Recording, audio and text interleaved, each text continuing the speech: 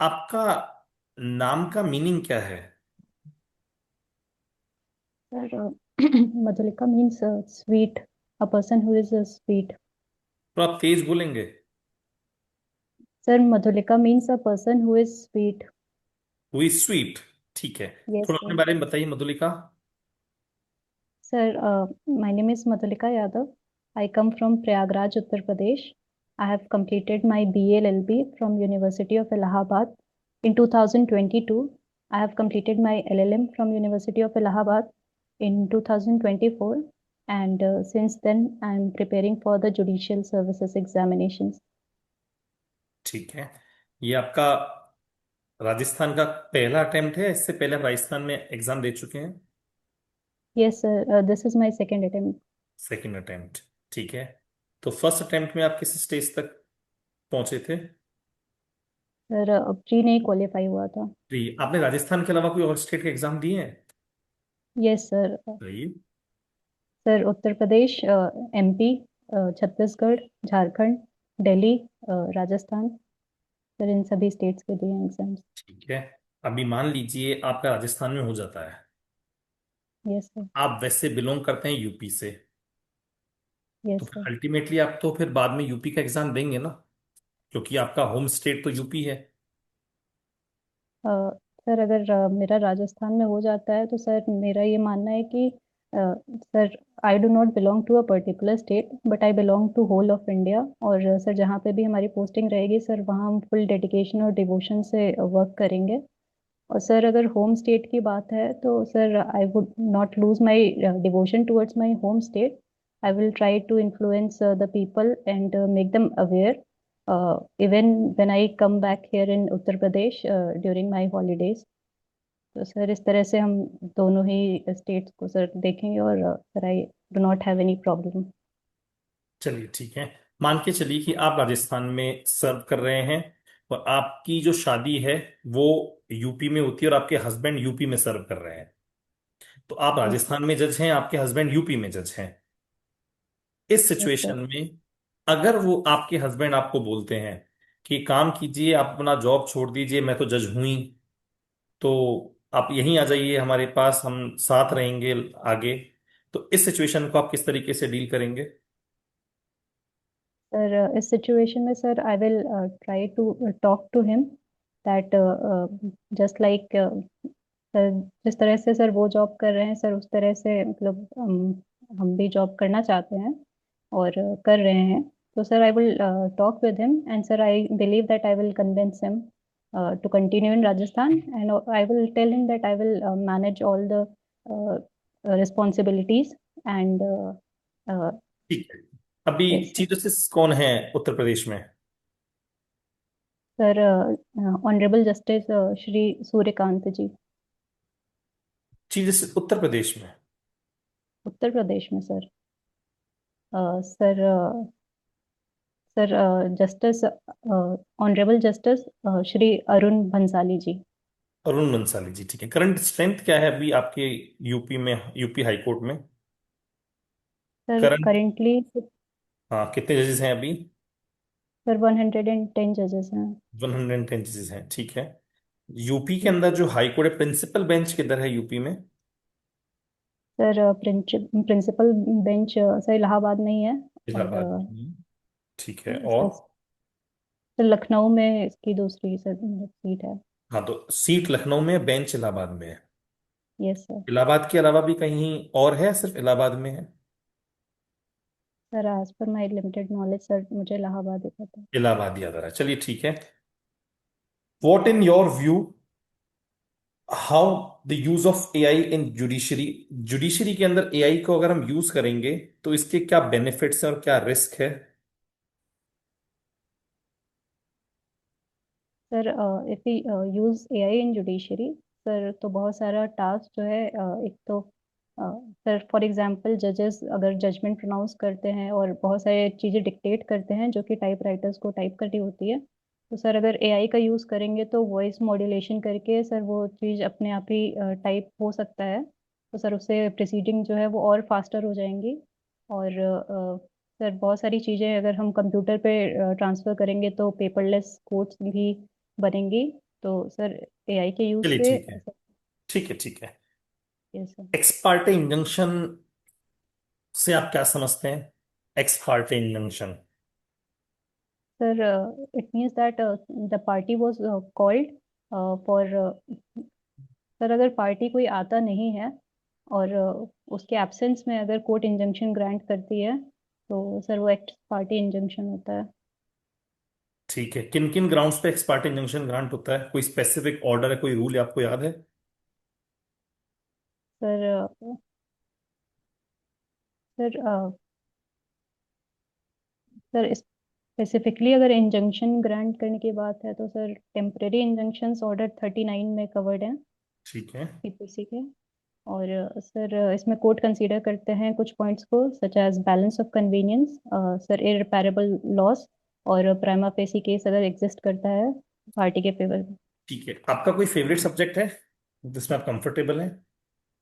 Sir I am comfortable in constitution. Constitution of India में। चलिए ठीक है। कॉन्स्टिट्यूशन में कितने आर्टिकल हैं? Sir article 395।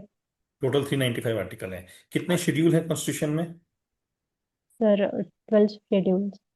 12 शेड्यूल। यस। ठीक है। स्टार्टिंग से 12 शेड्यूल हैं या इनिशियली कुछ थे, बाद में कुछ नए शेड्यूल्स ऐड हुए हैं? कुछ स्पेसिफिकली बता पाओगे? सर सर स्टार्टिंग में 8 शेड्यूल्स थे और अब 10 शेड्यूल्स हैं। अब पहले सॉरी पहले मैंने, एट एट शेड्यूल थे, अब 10 शेड्यूल हैं। सॉरी सर, पहले, sir I am sorry sir, I think I am getting confused चलिए ठीक नाउ। है। कितने पार्ट्स हैं कॉन्स्टिट्यूशन में? 22 पार्ट्स। 22 पार्ट्स हैं। ठीक है। शेड्यूल एट्थ जो है आपके अकॉर्डिंग वो किससे डील करता है, बता पाएंगे? Yes. Yes sir.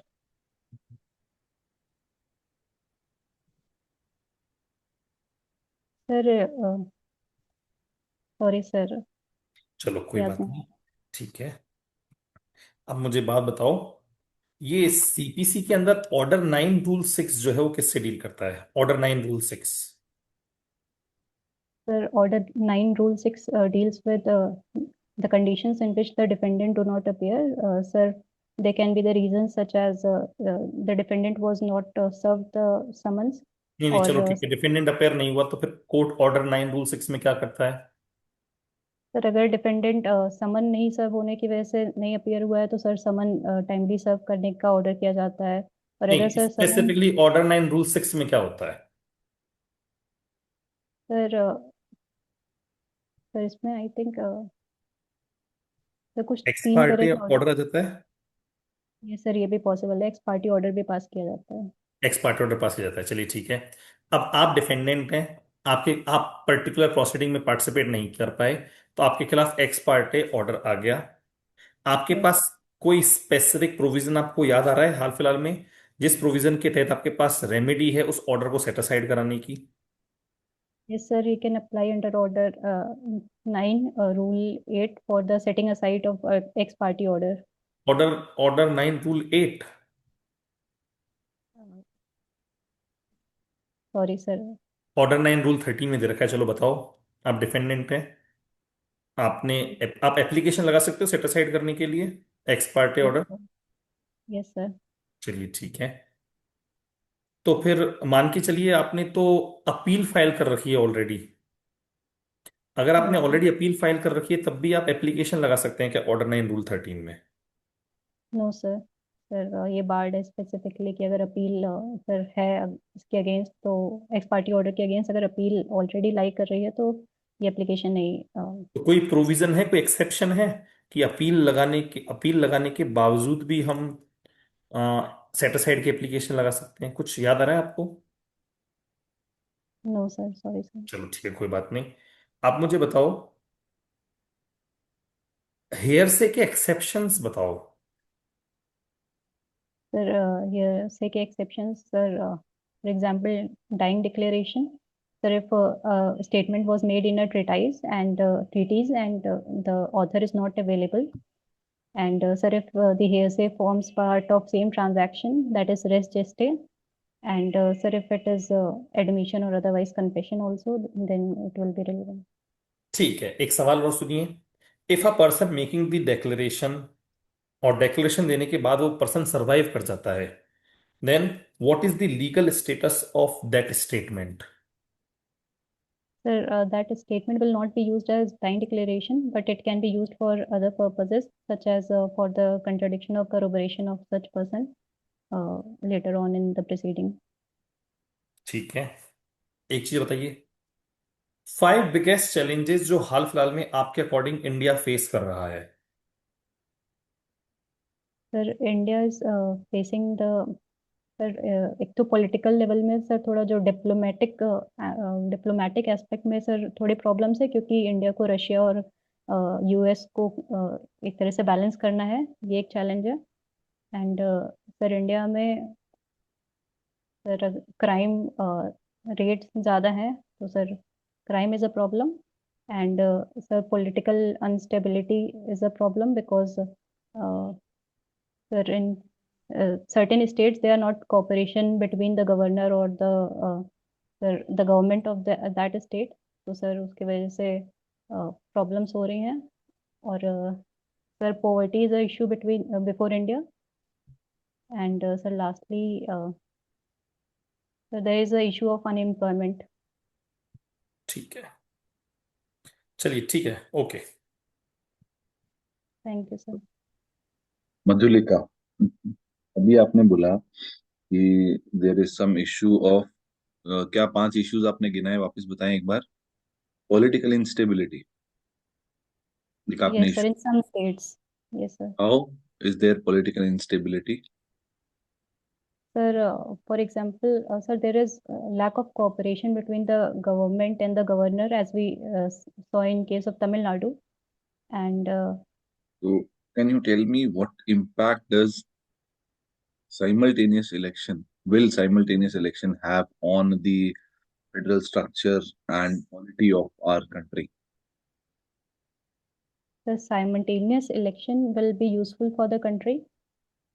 Sir, it will be useful because a lot of sir, if the elections are conducted at the same time in each of the states, so sir, first of all, a uniformity will be there, and there will be not a situation कि sir जैसे कि पूरे साल ही sir या at an interval of certain years sir एक political parties अपने political manifestos को लॉन्च करती है अगर किसी स्टेट में इलेक्शंस आते हैं।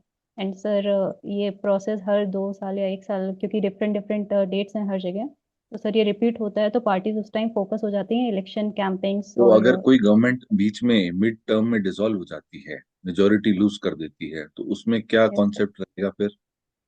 यस सर, ये एक इशू है। अगर साइमल्टेनियस इलेक्शन होगा तो ऐसा पॉसिबल है कि अगर गवर्नमेंट डिसॉल्व हो जाती है तो सर वो सर लैग बिहाइंड कर जाएगी बाकी स्टेट के इलेक्शन से, या फिर उसको पहले ही कंडक्ट कराना पड़ेगा। तो सर आई थिंक इस पे सर डिस्कशंस एंड डेलिब्रेशंस होने चाहिए कि What are how the two most important qualities which a human being should have? Sir I think human being must be compassionate to the other living beings and also to the our environment and animals.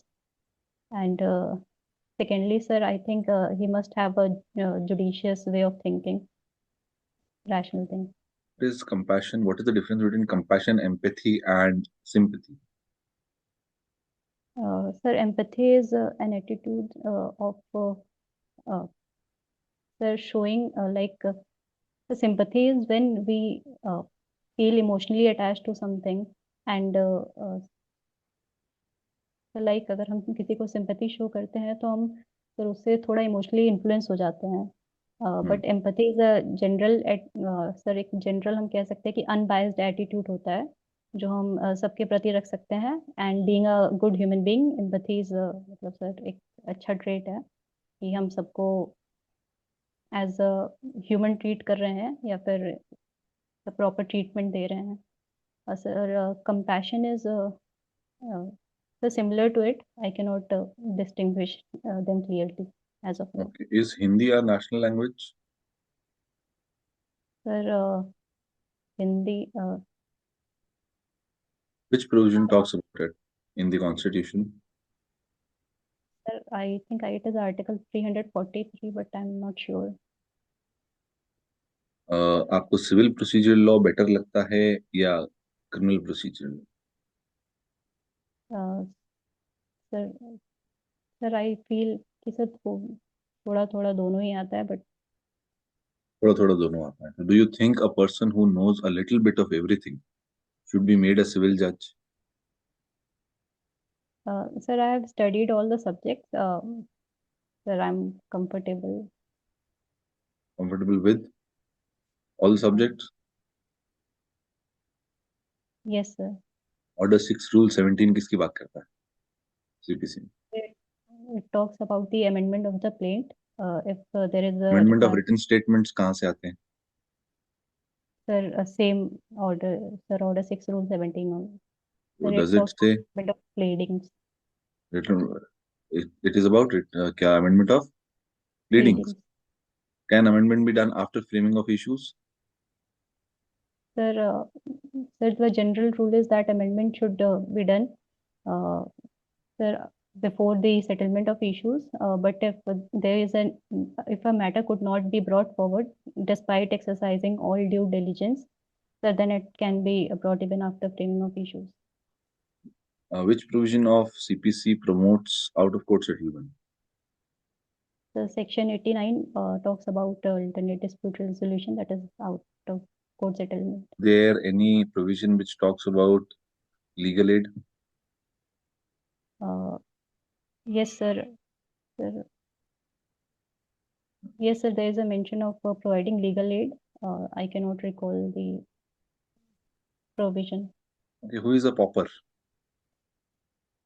Sir, pauper is a person who do not have sufficient means to pay the court fees, and is not having sufficient property or the means to pay the court fees, and or property up to a value of ₹1,000. So if I have, suppose if I am a person falling under EWS category, okay, can I be termed as a pauper if I'm not able to pay a court fees of 60,000 rupees?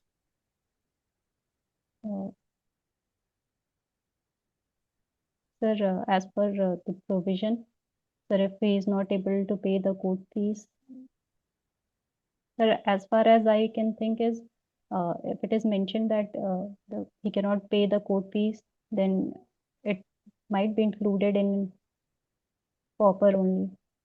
Okay, if the suit is of a property worth 5 crore rupees and court fees uske according court fee decide hoti है and I'm not able to pay that court fee, so will I be termed as a pauper? No, sir, I do not think so, sir. In that situation, one should be called a pauper. Last question from my side. Give me 3 qualities which you have which are not useful for your career as a judge. Sir, I am a reserved person. Sir, although I am working upon it, and